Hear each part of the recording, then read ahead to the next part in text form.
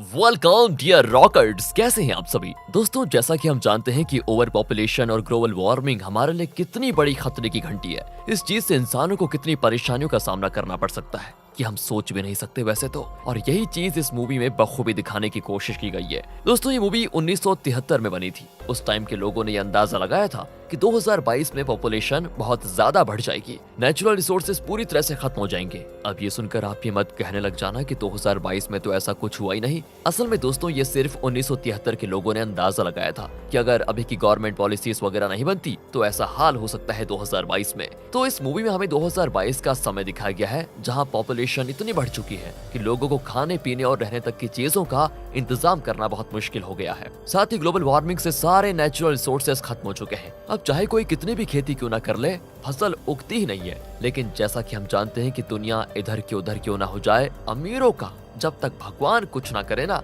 उनका कोई कुछ नहीं बिगाड़ सकता। ठीक यही चीज मूवी में भी दिखाई गई है। अमीर लोग दूर शहरों में बसी आलीशान बिल्डिंग में रहते हैं। उन्हें हर चीज आसानी से मिल जाती है। चाहे दुनिया भूखी क्यों ना मर जाए, उन्हें किसी चीज से कोई मतलब नहीं है। अरे इंट्रोडक्शन बहुत बड़ा हो गया ना, चलिए कोई नहीं, जल्दी से शुरू करते हैं। तो मूवी की शुरुआत न्यूयॉर्क 2022 का सीन दिखाया जाता है, जहाँ की पॉपुलेशन 40 मिलियन को क्रॉस कर चुकी है, जिस वजह से आए दिन दंगे फसाद होते रहते हैं। लोग एक दूसरे को ही छीन कर जो मिल जाए उससे ही गुजारा कर रहे हैं। उसी शहर में एडवर्ड नाम का एक डिटेक्टिव अपने असिस्टेंट सोलोमोन के साथ रहता है। दोस्तों एडवर्ड भी ना बहुत ज्यादा गरीब है। उसके पास भी खाने पीने की चीजें ढंग की नहीं है, फिर भी बेचारा उन्हीं चीजों पर अपना गुजारा कर रहा है। तभी एडवर्ड की नजर टीवी पर पड़ती है, जहां गवर्नर शहर के सारे लोगों को अपनी कंपनी के नए प्रोडक्ट के बारे में बता रहा होता है, जिसका नाम है सोलेंट ग्रीन। इसके अंदर काफी सारे न्यूट्रिशन को डाला गया है, जिसको खाने के बाद इंसान को ताकत मिलेगी। अब दोस्तों खाना वगैरह तो है नहीं, इसलिए सरकार की तरफ से लोगों को यही सोलेंट दिए जाते हैं। इसके भी कई फ्लेवर आते हैं, लेकिन जो ग्रीन वाला है वो सबसे लेटेस्ट है। गवर्नर का मानना है कि थोड़े बहुत सोलेंट ग्रीन खाने से दिन भर भूख नहीं लगेगी। अब एडवर्ड वहाँ से अपनी नौकरी के लिए निकल जाता है, जहाँ उसके घर के बाहर ही कई सारे लोग लावारिसों की तरह सो रहे होते हैं, क्योंकि किसी के पास रहने को घर नहीं। जहाँ जगह मिल जाए वहीं पर सो जाते हैं। दूसरी तरफ बाजार में हम डोनोवन नाम के एक आदमी को देखते हैं दोस्तों, जो मैक्स नाम के गुंडे को सुपारी देता है कि तुम्हें सिमन नाम के बंदे की जान लेनी है, और मैक्स भी मान जाता है। सिमोन दोस्तों काफी अमीर है, जो शहर की बिल्डिंग में रहता है। लेकिन आखिर डोनोवन ने सिमन को मारने की सुपारी क्यों दी, ये हमें बस पता चलने वाला है। वहीं रात के अंधेरे में मैक्स सभी गार्ड से बचते हुए सिमोन के कमरे में जाता है, जिसको देखकर सिमोन की हालत खराब। मैक्स कहता है कि डोनोवन ने आपको मारने की सुपारी दी है, वो लोग नहीं चाहते कि आगे चलकर कोई मुसीबत खड़ी हो जाए। इतना कहकर दोस्तों वो सिमोन की जान ले लेता है। अब इस तरह सिमोन की अचानक मृत्यु से हड़कंप मच जाता है। किसी को समझ में नहीं आ रहा था कि आखिर उसे कौन मार सकता है। इसीलिए इस केस को सॉल्व करने की जिम्मेदारी एडवर्ड को दी जाती है, ताकि एडवर्ड पता लगा पाए कि असल में किसने सिमोन की जान ली और क्यों। यही जानकारी निकालने के लिए एडवर्ड सिमोन की बिल्डिंग में आता है, जहाँ के सिक्योरिटी गार्ड से उसे पता चलता है कि कुछ देर के लिए सिमोन के कमरे का जो सीसीटीवी था ना, वो बंद कर दिया गया था। ऐसा पहले कभी नहीं हुआ था। पर इसके बाद दोस्तों एडवर्ड सिमोन के घर पर जाता है। वहां आने के बाद उसकी मुलाकात सिमोन के बॉडीगार्ड, जिसका नाम टिम है, उससे और सिमोन की प्रोस्टिट्यूट मैरी से होती है। दोस्तों असल में मैरी उस तरह की प्रोस्टिट्यूट नहीं है जो क्लब वगैरह में जाते हैं। जिस बंदे ने बिल्डिंग बनाई है ना, हर कमरे के लिए एक एक लड़की को रखा हुआ है। जो बंदा कोई भी घर खरीदेगा ना, उसके साथ उस कमरे की लड़की रहेगी जो उसकी सेवा वगैरह करेगी। हाई क्वालिटी फैसिलिटीज दोस्तों, क्योंकि इस बिल्डिंग में सिर्फ अमीर लोग ही रहा करते थे और उनकी एंटरटेनमेंट के लिए सारी एंटरटेनमेंट की चीज उपलब्ध थी दोस्तों यहाँ पर, जैसे ये प्रोस्टिट्यूट। अब टिम और मैरी से बात करने पर एडवर्ड को पता चल जाता है कि जब सिमोन की जान गई थी तब ये दोनों बाजार गए हुए थे। कौन कौन दोनों? प्रोस्टिट्यूट और उसका बॉडीगार्ड टिम। ये सुनकर तो एडवर्ड हैरान हो जाता है कि ऐसे कैसे दोनों एक साथ बाजार चले गए, कुछ तो गड़बड़ है यहाँ पर। वो पूरे घर की अच्छे से तलाशी लेता है, लेकिन उसे वहाँ कोई खास चीज नहीं मिलती दोस्तों। लेकिन घर की चीजें काफी आलीशान थी, इसलिए एक तकिए के कवर के अंदर एडवर्ड को जो भी खाने पीने की चीजें अच्छी लगती उसे भर लेता, ताकि यहाँ आने का कुछ तो फायदा हो जाए उसे भी। अब घर आकर एडवर्ड सोलोमोन को सर्वे रिपोर्ट दिखाता है, जो कि सोलेंट कंपनी की थी, और वो सर्वे रिपोर्ट उसे सिमोन के घर से मिली थी। एडवर्ड कहता है कि जरा इसको अच्छे से देखो और समझ कर बताओ, क्या इससे कोई सुराग मिल सकता है सिमोन की हत्या का मतलब। साथ ही एडवर्ड उसे कुछ खाने पीने की चीजें दिखाता है, जिसमें मीट और फ्रूट्स वगैरह होते हैं। उसको देखकर तो सोलोमोन की आंखों में दोस्तों जैसे आंसू आ जाते हैं, क्योंकि कई सालों के बाद उसने इन चीजों को देखा था, वरना तो बेचारा सोलेंट खा खा कर अपनी जिंदगी गुजार रहा था। सच में दोस्तों काफी बुरा हाल है इनका। अगले दिन ट्यूसडे का होता है। इस दिन बाजार में काफी ज्यादा भीड़ होती है, क्योंकि आज के दिन सरकार की तरफ से लोगों को थोड़ा सा पानी और थोड़ा सोलेंट दिए जाते हैं, वो भी मोटी कीमत में दोस्तों। आज के दिन ही खरीदी हुई चीजों को लोग पूरा हफ्ता चलाते हैं। उन्हीं चीजों को खरीदने के लिए सोलोमन भी लाइन में लगा होता है। इधर एडवर्ड टिम के घर पर पूछताछ करने आता है, लेकिन देखो वो वहाँ पर है ही नहीं, पर घर पे एक लड़की मौजूद होती है दोस्तों, जो कि टिम के साथ ही रहती है। वहीं घर पर उसको काफी महंगी महंगी चीजें जैसे कि चावल वगैरह दिखाई देते हैं, जिन्हें खरीदना गरीब लोगों के बस की बात नहीं है। टिम तो दोस्तों उतना अमीर है नहीं, तो उसके पास ये सारी चीजें आई कैसे? साथ ही वो लड़की जो टिम के घर में मौजूद है, वो स्ट्रॉबेरी जैम खा रही होती है, जिसकी कीमत दोस्तों $300 है। और ये सारी चीजें टिम के पास देखकर एडवर्ड को उस पर शक हो जाता है कि जरूर दाल में कुछ तो गड़बड़ है, क्या पूरी की पूरी दाल ही काली है? इसका तो पता लगाना पड़ेगा। घर आने के बाद सोलोमन एडवर्ड को बताता है कि सुनो, सर्वे रिपोर्ट के हिसाब से सिमोन तो सोलेंट कंपनी का बोर्ड मेंबर था। आखिर इतनी बड़ी कंपनी का बोर्ड मेंबर होने के बावजूद भी उसे क्यों मार दिया गया, यही मुझे समझ में नहीं आ रहा। मैं वैसे आज अपने पुराने दोस्तों से मिलने जा रहा हूँ, उन्हें भी ये रिपोर्ट दिखाऊंगा, शायद उनसे कुछ पता चल जाए, क्योंकि ये रिपोर्ट्स बहुत ज्यादा कॉन्फिडेंशियल है। इस पर एडवर्ड कहता है, देखो यार तुम कुछ भी करो, बस मेरी मदद करते रहना इस केस को सॉल्व करने में। दोस्तों एडवर्ड जैसे घर के बाहर आता है ना, उसे ऐसा महसूस होता है कि कोई उसका पीछा कर रहा है। अब ये जानकर वह हैरान हो जाता है कि कौन है। एडवर्ड तुरंत अपने सीनियर हैचर को फोन से सारी बात बता देता है और ये भी कहता है कि मुझे टिम पर शक है, वो जरूर सिमोन की हत्या से जुड़ा हुआ है कैसे भी करके। लेकिन तभी हैचर के ऑफिस में डोनोवेन पहुंच जाता है दोस्तों,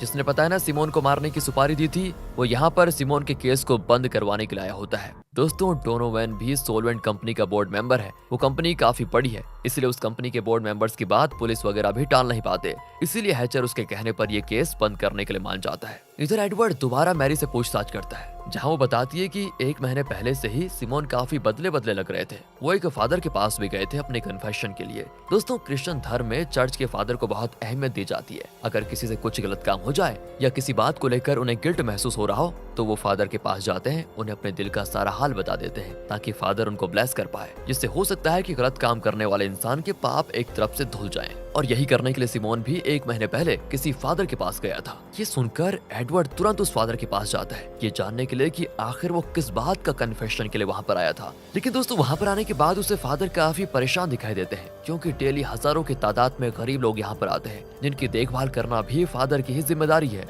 वो एडवर्ड से कहते हैं कि देखो अभी तो मेरी हालत बात करने की है नहीं, कल सुबह आ जाना, उस टाइम ज्यादा लोग नहीं रहेंगे, तो हम उस समय आराम से बातें कर सकते हैं। एडवर्ड भी दोस्तों मानकर चला जाता है। अब देखो जैसे ही एडवर्ड ऑफिस आता है ना, हैचर उसे पेपर पर साइन करने को कहता है, जिसमें लिखा था अब से सिमोन का केस बंद किया जा रहा है। लेकिन एडवर्ड इसके लिए साफ मना कर देता है कि नहीं सर, मैं ऐसा बिल्कुल नहीं कर सकता। मैंने काफी जानकारी इकट्ठा कर ली है और मैं इस केस को सॉल्व करने के बहुत करीब भी पहुंच चुका हूँ, इसलिए ये केस तो मैं किसी भी हाल में नहीं छोड़ूंगा। इतना कहकर दोस्तों वो गुस्से में चला जाता है। दूसरी ओर वो डोनोवेन गवर्नर से मिलता है और उसे सारी बात बताता है कि एडवर्ड केस छोड़ने के लिए तैयार ही नहीं है। वो एडवर्ड तो उस फादर से भी मिलने गया था, कैसे भी करके हमें उसे रोकना होगा, वरना हम पूरी तरह फंस जाएंगे। गवर्नर कहता है कि ऐसा हो ही नहीं सकता, तुम दोनों को ठिकाने लगा दो, ना रहेगा बांस ना बजेगी बांसुरी।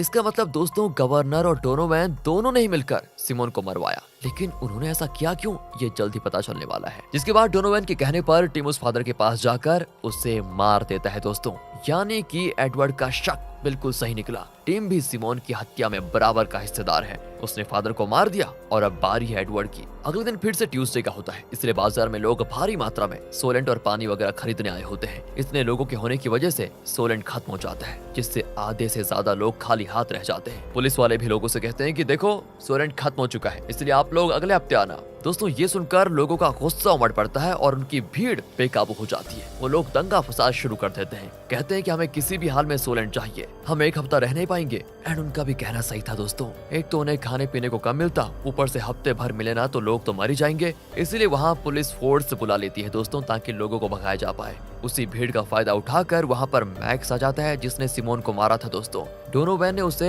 एडवर्ड को भी मारने की सुपारी दी थी, इसलिए मैक्स एडवर्ड को शॉट करने की कोशिश करता है, पर भीड़ ज्यादा होने की वजह से उसका निशाना चूक जाता है। लेकिन होता यह है कि अब एडवर्ड मैक्स को देख लेता है, लेकिन जब तक वो उसको पकड़ता, मैक्स बुलडोजर के नीचे आकर मारा जाता है दोस्तों बुलडोजर को यहाँ पर इसलिए लाया गया था ताकि सारी भीड़ को बुलडोजर में भरकर उन्हें डंप किया जा सके, क्योंकि पुलिस के पास और कोई चारा नहीं बचा था भीड़ को भगाने के लिए। इसलिए वो निर्दयी होकर दंगा करने वाले लोगों को मारकर शहर से बाहर डंप करने के लिए लेकर जा रहे थे। और ये देखकर बाकी सारे बचे हुए लोग वहाँ से भागने लगते हैं। सच में दोस्तों बड़ी तकलीफों के साथ गुजार रहे हैं ये लोग अपनी जिंदगी। अब अगले सीन में सोलोमन अपने दोस्तों से मिलता है और उन्हें वही सर्वे रिपोर्ट दिखाता है, जिसको देखकर वो लोग बिल्कुल हैरान कि ये सोलोमन को कहाँ से मिल गया। वो लोग बताते हैं कि हम खुद ये जानकारी निकाल रहे हैं कि आखिर सिमोन को किसने मारा, क्योंकि जहाँ तक हमें लगता है कि सिमोन को सोलेंट के काले सच के बारे में पता चल गया होगा और सोलेंट कंपनी के बाकी मेंबर्स को लगा कि कहीं सिमोन सोलेंट का काला सच सामने ना लेकर आ जाए, इसीलिए उन लोगों ने उसको मार दिया। हम उस काले सच के बारे में जानते हैं, लेकिन हमें कंफर्मेशन चाहिए था कि जैसा हमारा शक है वो सही है या गलत, और अगर हमारी बात सही हुई तो हम इसकी शिकायत नेशनल काउंसिल में कर सकते हैं, जिससे सरकार हमारी मदद करेगी सोलेंट कंपनी को बंद करवाने में। दोस्तों यहाँ कौन से काले सच की बात हो रही है बस थोड़ी देर में पता चल जाएगा। कुछ देर के बाद एडवर्ड जैसे घर पर आता है, उसे वहाँ पर सोलोमन का लिखा हुआ नोट मिलता है कि मैं अपने असली घर जा रहा हूँ। अब ये सुनकर एडवर्ड घबरा जाता है और भागते हुए हॉस्पिटल आता है। दोस्तों हॉस्पिटल ऐसी फैसिलिटी प्रोवाइड करती है जिसमें इंसान खुद की जान दे सकता है। मतलब कि अगर किसी इंसान को जीवन से मन भरा है तो वो खुद को हॉस्पिटल में जाकर मारने का तय कर सकता है। इससे उसके जानने वालों को थोड़े पैसे भी मिल जाते हैं, जिसके बाद मरे हुए इंसान की बॉडी को डंप करने भेज दिया जाता है। इसलिए सोलोमन भी अपनी जान देने के लिए जा रहा है। एडवर्ड जैसे ये पढ़ता है ना तो भागकर सोलोमन के पास जाता है, उसे समझाने की कोशिश करता है कि तुम ऐसा कर क्यों रहे हो। सोलोमन कहता है कि देखो यार, मैंने अपनी जिंदगी जी ली है, अब मैं और जिंदा नहीं रहना चाहता, लेकिन हाँ मरने के बाद भी मैं तुम्हारा केस सॉल्व करने में तुम्हारा साथ जरूर दूंगा। मरने के बाद जहाँ पर मेरी बॉडी डंप होगी ना वहाँ चले जाना, तुम्हें सब कुछ पता चल जाएगा। इतना कहते दोस्तों सोलोमन बेचारा अपना दम तोड़ देता है। अब एडवर्ड हॉस्पिटल से ले जा रही सारी बॉडी को देख रहा होता है कि आखिर उन्हें कहाँ डंप किया जाता है। फिर वो बॉडी को ले जा रही एक ट्रक के अंदर चुपके से घुस जाता है। उस ट्रक के जरिए वो शहर के किनारे बने एक प्लांट के पास जाता है जहाँ पर ही सारी बॉडीज को रखा जा रहा था। दंगे से लाए गए लोगों को भी दोस्तों मारकर यहीं पर लाया गया होता है। और यहाँ पर एडवर्ड को जो पता चलता है उससे तो होश उड़ जाते हैं सबके, क्योंकि सोलेंट ग्रीन किसी और चीज से नहीं बल्कि मरे हुए इंसानों के शरीर से बनाया जा रहा था। जो भी लोग मरते हैं उन्हें यहाँ डंप करके उनका सोलेंट ग्रीन बनाया जाता है, और जब सोलेंट ग्रीन खत्म होने लगती है तो जबरदस्ती दूसरे बहानों से लोगों को मार दिया जाता है, जैसा कि दंगा कर रहे लोगों को बिला वजह मार दिया गया। यही सोलेंट कंपनी का काला सच है दोस्तों। सिमोन को जैसे इसके बारे में पता चला होगा उसने इसके खिलाफ आवाज उठाई होगी, क्योंकि दूसरे फ्लेवर के नहीं सिर्फ ग्रीन वाले सोलेंट ही इंसानों के शरीर से बनते हैं। और गवर्नर और बाकियों को जब लगा होगा ना कि कहीं सिमोन उनकी पोल न खोल दे तो उन्होंने उसे मरवा दिया, और अब वो एडवर्ड के पीछे पड़े हुए हैं क्योंकि वो भी जान चुका है सोलेंट का काला सच। एडवर्ड जैसे सोलोमन के दोस्तों को ये बताने जा रहा होता है कि उनका शक सही था, तभी वहाँ पर टिम अपने गुंडों के साथ पहुंच जाता है। जो सभी दोस्तों यहाँ पर एडवर्ड को मारने के इरादे से ही आए थे। एडवर्ड भी उनसे लड़ने की कोशिश करता है और काफी लोगों को शूट करके मार भी देता है, पर तब भी उसको गोली लग जाती है। लेकिन दोस्तों वो हिम्मत नहीं हारता और टिम की भी जान ले लेता है, जिसके बाद वहाँ पर हैचर और बाकी पुलिस वाले पहुंच जाते हैं। एडवर्ड हैचर से कहता है कि सोलोमन के दोस्तों से कहना उनका शक सही है, बाकी वो खुद संभाल लेंगे। हैचर कहता है कि हाँ मैं कह दूंगा, पर तुम्हारा भी हॉस्पिटल जाना जरूरी है। इसीलिए बाकी पुलिस वाले दोस्तों एडवर्ड को हॉस्पिटल लेकर जाते हैं। लेकिन रास्ते में एडवर्ड सिर्फ यही चिल्ला रहा होता है कि सोलेंट ग्रीन मत खाना, वो हमारे जैसे गरीबों के शरीर से बना है दोस्तों। इतना कहने के साथ दोस्तों डायरेक्टर ने हमारे साथ धोखा किया और यहीं पर ये मूवी खत्म कर दी। बाकी आप डायरेक्टर पर कोई टिप्पणी करना चाहते हैं तो कर सकते हैं। बाकी मिलते हैं आपसे अगली वीडियो में। ध्यान रखेगा अपना। And finally thanks for watching.